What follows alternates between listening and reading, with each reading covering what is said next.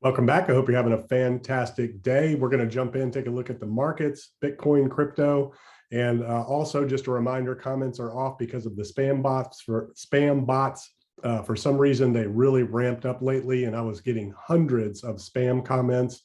So I had to turn them off for a while. We'll see how that goes. Hopefully, can turn them back on at some point. I know people like making comments. Also, if you're new to the channel, I talk about a lot of things, everything entrepreneurship, real estate investing and development, real estate development. I talk about mindset, leadership, all kinds of different things. So check out the playlists. And it's basically everything that I've learned and everything that all the wisdom I've gained over the last 25 years as a serial entrepreneur, real estate investor, developer, all the different things that I do. And of course, the economy, markets, Bitcoin, crypto as well. So check out the playlist. A lot of great information out there that will help you in your life, your business, your career, whatever it is you're doing, your investing journey. Lots of great content. So we will go ahead and jump right in, take a look at the market news this morning. And markets opened down a little bit. The Dow is down the most right now, almost 1%, S&P about 0.5%, NASDAQ is flat, a little bit up, a little bit down. And markets will probably rebound and, towards the afternoon. And again, you want to watch the close. You can really tell investor sentiment based on the momentum of the market into the close. And the reason we look at markets is because Bitcoin and crypto, especially Bitcoin, Ethereum, large caps are greatly tied to the markets because the same institutional investors in the markets are the same ones driving a lot of the price action in Bitcoin and crypto.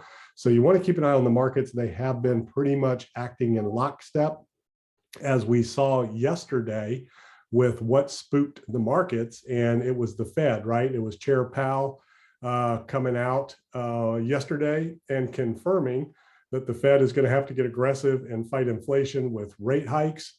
And stocks were lower as the S&P tried to avoid a third week down. The reason is because the dramatic reversal following a speech from Chair Powell that saw major averages wiping off their gains. And Powell said stagflation concerns resurface on the back of real-time signs of a tight labor market and waning business sentiment, coupled with another bounce in 10-year Treasury yields, and all peppered with a deluge of earnings releases. So there's a lot of really interesting language out there about what's going on. But at the end of the day, what Powell said was inflation is hot.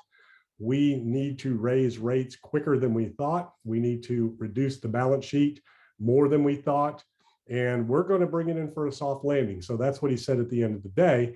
The interesting thing is it's the same Fed that said inflation was transitory, which some of it will be once the supply chains open back up. We get through this pandemic lockdown in China, things like that.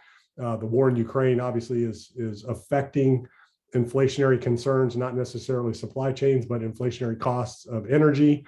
Those types of things will ease, but it's going to take a lot longer than what the Fed is saying or predicted. It's not going to happen overnight. Supply chains open up. You're not automatically going to have inventories everywhere, and you're not going to be able to buy goods and services all over the world instantly. It's going to take time for that stuff to clear up. So the Fed acknowledged that's going to continue to weigh on inflation, although some of that, again, is transitory. The biggest issue out there is a tight labor market. There's way more jobs than there are people willing to take them. So that's keeping wages up, which is a good thing. But that also drives costs. And a lot of companies have contracted because of that, and they're producing less, but making more. So there is no incentive really for companies to try to reverse that model. If they're more profitable with less people and less production, they may keep it that way. So the Fed's got a real dilemma on their hands, and to expect them to all of a sudden be able to figure out how to land this softly, meaning how to slow the economy, get inflation under control without causing demand destruction that results in a recession. The chances of that are slim, if not none. And that's what the markets are saying. They're saying, we do not believe you're going to be able to land this thing softly without creating a recession. So the markets are pricing all of that in now, which were not priced in before. And again, they can price in the initial moves and the initial concerns, but what is still not priced in are the real effects of inflation longer term and all of those types of things. So we're going through a repricing now. Let's take a look at the Dow Jones and the markets real quick, and then we'll get into Bitcoin and crypto. And what you can see here is on the Dow's obviously bounced back and has held up much better than the S&P and NASDAQ because of the defensive plays of stocks in the market there. And if you look at the price action here, we had the Dow Jones peaked at 36.9, dropped when the war in Ukraine started down to 32,289. Or 32,288, 32,3 basically, and has bounced back and has been kind of ranging ever since then. Kind of like what we're seeing in Bitcoin a little bit, right? So if you go back, here's our March 2020 pandemic drop, where when the pandemic broke out, market dropped basically about, well, this is the Dow Jones, dropped about 39-40%. Before that, the biggest drop that we saw in recent history was 2018, when the Fed actually raised interest rates. Again, they haven't done anything yet. They're just talking about it. So let's look at what happened back then. They started talking about it right here in this run up because the economy was running too hot. And the Fed said, we're going to have to start raising interest rates. So there was an initial knee-jerk reaction when the Fed came out and said, we're going to change policy and raise interest rates. And the market contracted a little bit, bounced back, and then kind of ranged for a little while until the actual date when the Fed and market bounced back to where it was. And this drop right here was about 12%. Again, we're looking at the Dow Jones. Market bounced back, then kind of ranged a little bit until the actual rate hike took place. And from the peak to the drop of the actual rate hike was 20%. So let's look at that price action. This is the area right here compared to where we are today. And you see a lot of similarities. This was kind of a market peak here, dropped, and I was looking for a 10% contraction, and the market dropped about 12.5, so not too bad.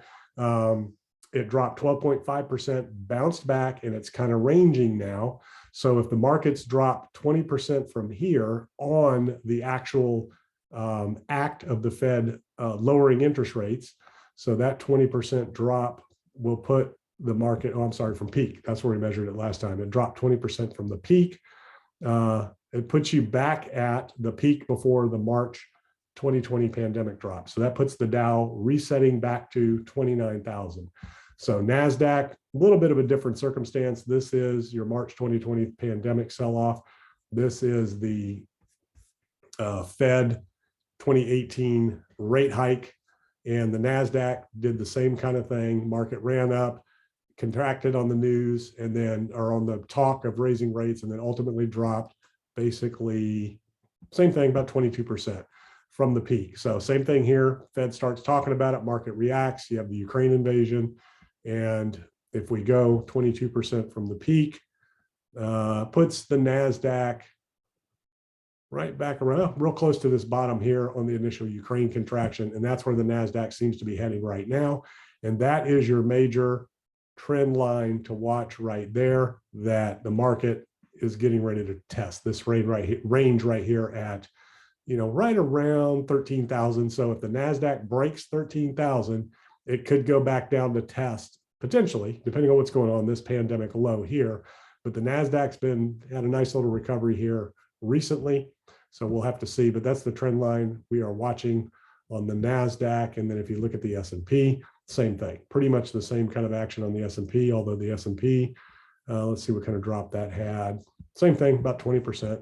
So 20% from the peak on the S&P puts it down to about 3,800, somewhere in that range. And there's a lot of 3,800. So there's a lot of calls for that. But again, the range that the S&P is looking at is right here. It's going to come back down potentially and back check this $4,000 level, $4,100 level. If it holds, then it could bounce around for a while there. If not, it could break back down and go back and test those market highs before the pandemic sell-off. So that's kind of what we're watching there. And then when you look at Bitcoin on the daily, again, still ranging and working its way to, again, this trend line that we've been watching here, finding support on that trend line over and over. And you see a lot of different representations of this range that Bitcoin's in right now, this channel, bear flag, whatever you want to call it. And a lot of people are calling this channel a bear flag. And if it breaks down, you measure the flagpole and it goes down, it gives you some really, really low numbers. I don't necessarily think that that is what's going to happen, but I do think this is a major trend where Bitcoin is just putting in higher lows on this channel, ranging its way upward for potential continuation. If it does break this and close below it, obviously you'll have wicks down. These are the daily closes. And if we kind of remove this noise and just look at the line, so this is just daily closes here. You can see that Bitcoin is finding, this is why I like to use the closes. It's finding really good support on this major trend line here. And if it breaks down, then the question is, how far will it go from that standpoint? And there really is no way to know for sure. You can do bear flag measurements, this, that, and the other. But again, the ultimate test that we're looking for here is this major, well, let's do it this way. Let's draw a trend line here. This major macro structure of a trend line of support that you have right here at that $29,000 to $30,000 level. This one is kind of angled a little bit this way. So if price were to break this trend line, and generally you might see something where it comes, back checks, and then works its way down to test that, that's where we're going to see the ultimate test of Bitcoin in terms of where the market is headed and what that price action looks like. And that price, again, a lot of confluence, that's 29,000. Previous major market structure. My theory, my thesis is that this will hold, this 29,000. It held last summer. It held as support on the initial run up to 64,000.